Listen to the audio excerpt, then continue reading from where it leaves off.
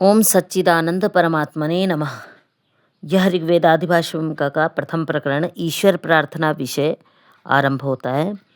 महर्षि प्रार्थना करते हैं, ओम सहनावतु सहनौ भुनक्तु सह वीर्यं करवावहै तेजस्वी नावधीतमस्तु मा विद्विषावहै। इस मंत्र द्वारा महर्षि ईश्वर की कृपा, रक्षा और सहायता की याचना करते हैं। आगे श्लोक है, श्लोक देते हैं जो स्वरचित महर्षि द्वारा निर्मित हैं। ब्रह्मानंतमनादि विश्वकृतजं सत्यं परं शाश्वतं विद्या यस्य सनातनी निगमभृत् वैधर्म्य विध्वंसिनी वेदाख्या विमला हिता हि जगते नृभ्यः सुभाग्यप्रदा तन्नत्वा निगमार्थभाष्यमतिना भाष्यम तु तन्यते। अर्थात परमपिता परमात्मा को मेरा नमस्कार है।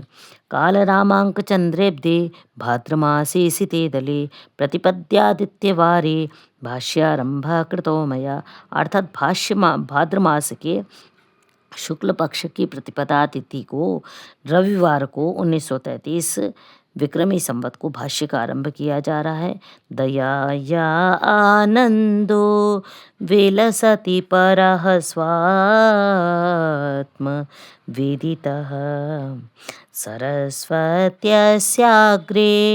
निवसति हिता हि शरणा यं ख्यातिर्यस्य प्रतत सुगुणा वेदमनना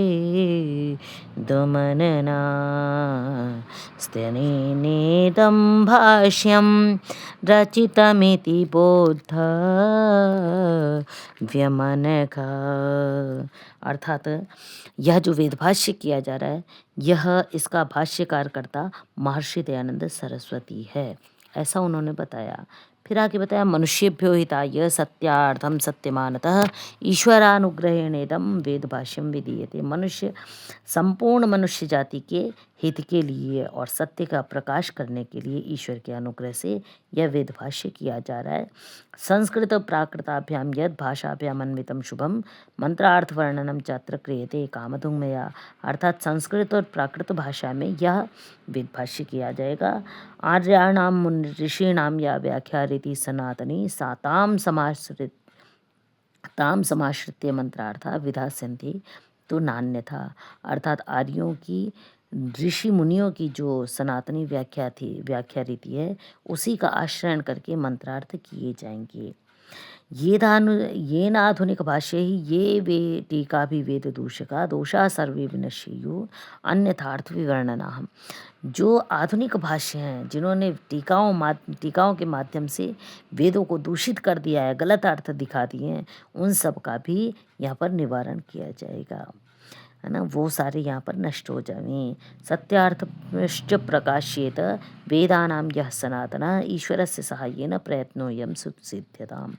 तो सत्य जो अर्थ है मनुष्यों के उपकार के लिए, उसी का ही जो वेदों का सनातन पुराना सदियों से अर्थात सर्गारंभ से चला आ रहा है, वही उसी यहाँ पर उसी अर्थ का ईश्वर की सहायता से वेदभाष्य किया जाएगा, तो ये प्रयत्न सफल हो। फिर आगे ऋषि देते हैं, विश्वानि देव सवितर दुरितानि परासु यद भद्रम तन्नासु। हे ईश्वर, हमारे समस्त दुर्गुण चले जाएं और दूर हो जाएं, और जो भद्र अर्थात अभ्युदय और निश्रेयस की प्राप्ति वाले, सांसारिक और मोक्ष की सिद्धि वाले जो गुण हैं, उनकी हमें प्राप्ति हो। आगे ऋषि लिखते हैं, यो भूतम च भव्यम च सर्वम यश्चादि तिष्ठति इत्यादि मंत्र दे करके कि परमात्मा कैसा है, तो भूत भविष्य और वर्तमान तीनों कालों से ऊपर है। भूतकाल में था, वर्तमान में है, भविष्यत काल में रहेगा।